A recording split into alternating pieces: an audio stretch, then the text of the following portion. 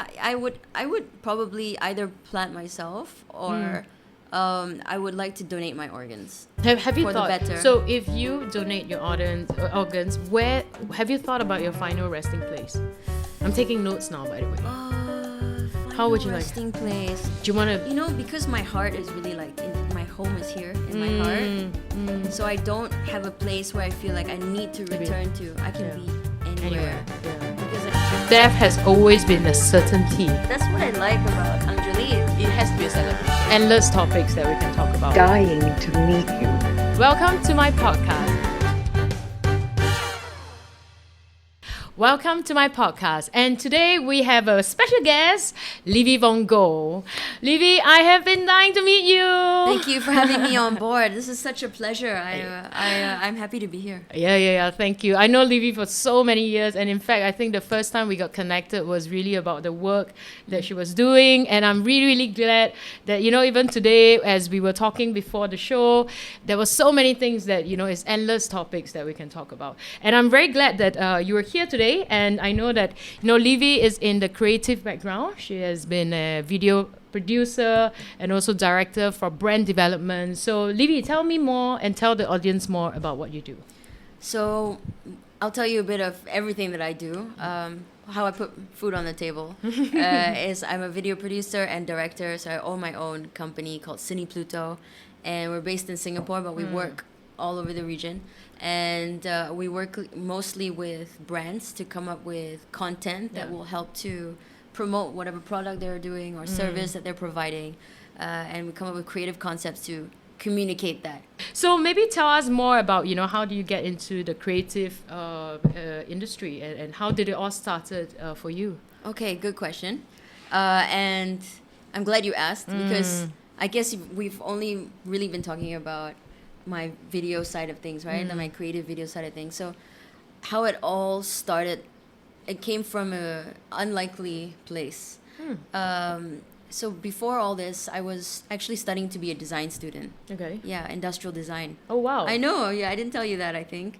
That's odd. Yeah. I didn't know that. So when I was studying industrial design, I picked up a video camera. And at the same time, I was very interested in surrealism and surrealistic art and film. So, like Frida Kahlo or Dali. These are some household surrealist names. And the more I got into that, the more I was interested in the unconscious space. Like, where do you go when you dream? Because we sleep for a third of our lives. Where does our conscious or unconscious go? Yeah. Right? And how do we tap into that source of creativity? Exactly. Yeah. So then I started interviewing my friends, like, hey, what are you guys dreaming about? Can we reenact them? So I took a little Sony Handycam, and I reenacted all their dreams. And so we did like 3 months of interviews. Oh, wow. And I taught myself how to shoot and edit, and compose the shot nicely and stuff. So a lot of creative energy was brimming inside of me. And that came hand in hand with learning how to video make. Then one day, my building block had a blackout, complete blackout, and I couldn't switch on my computer. I couldn't switch on my hard drive. 3 months of work was gone. I'm telling you, it was one of the worst heartbreaks of my life. Tell me about it. Worse than some of my relationships.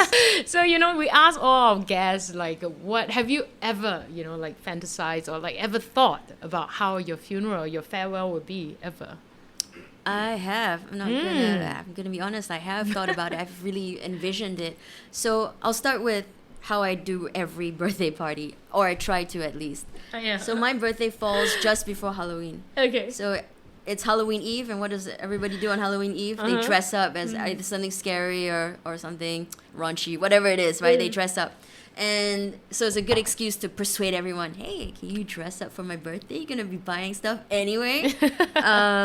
So hopefully I get to celebrate my funeral on my birthday. So it's just an extension, right? Yeah, just another definitely. year to celebrate. I would love that.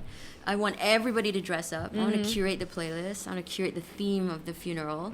What's going to be the theme? That's a good question. I haven't decided fully yet, but I'm thinking something dream related. Got it. We'll see. I wanted to circle it back because funeral is That's going where to be you're about me, right? Right. Did you know TLC, we come from the word the life celebrant, but essentially I am a certified funeral celebrant. But little do you know that our friend here, Livy, is actually a marriage celebrant. Yes, I am. Yes, you can look for her to get you married. And I think that's Certified. so cool.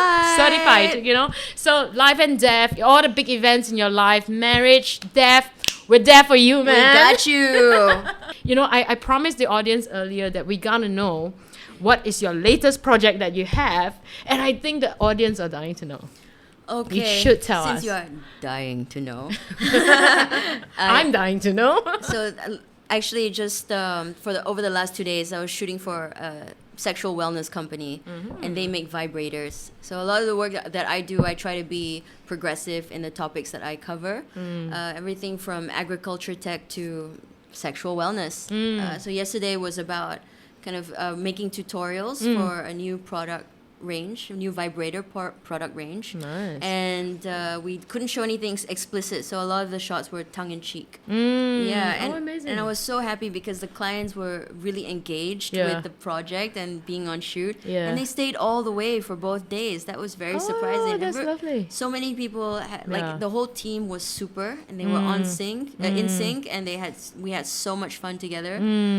So I felt that, you know, this was a topic that I've always wanted to explore, and I think it's quite stigmatized in Singapore, and slowly we're coming out of it. I think as people are understanding sexual wellness and how it is very, very important to be informed and integrate that into your life as part of health and mental health, physical health and mental health and spiritual health to a certain extent. I'm just glad to be a part of it and help to bring that message out. And I can't wait to show all of you. Yeah, I would probably either plant myself or I would like to donate my organs. Have you for thought? The better. So if you donate your organs, where have you thought about your final resting place? I'm taking notes now, by the way. How would you resting place? Do you want to? You know, because my heart is really like my home is here in my heart. So I don't have a place where I feel like I need to return to. I can be anywhere. Because I feel the body is really just a vessel. It's your energy that returns to whatever source there is, right? So I'm happy to donate my organs for science. I'm happy to become a tree. I think either way, returning to the people or returning to the earth, that would make me very happy. But I want to end off this with like, is there's any advice that you would like to share with your audience? What advice would you give them? Don't take anything too seriously. I think that's my world-class advice. Now, I want to end off by asking, like, you know, where can our audience find more of your stuff, like your materials? And I know you're doing like dream interpretation for people too. Yes. Okay. So let's do the dream interpretation one first. Definitely. So I used to do weekly live streams where I invite a guest on, and I do dream interpretation on Instagram live.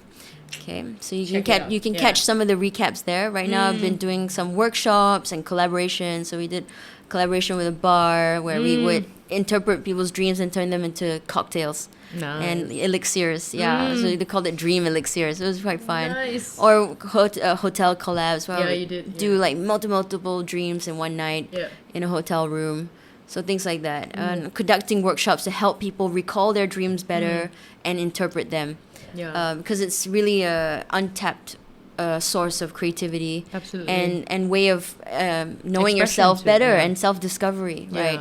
And things like, you know, Google, the DNA double helix, periodic table, all of these were conceived in dreams. So you have this, you know, untapped, right? Yes, primordial source of creativity that all of you can tap into. Absolutely. And people have been coming to me as regulars for private like dream interpretation as well. I love that. So you can find me there. And then my work is on CinePluto_studio on Instagram. And it's also linked to my Vimeo. You can see all the works. CinePluto, CinePluto. Yeah? Okay. Thank you.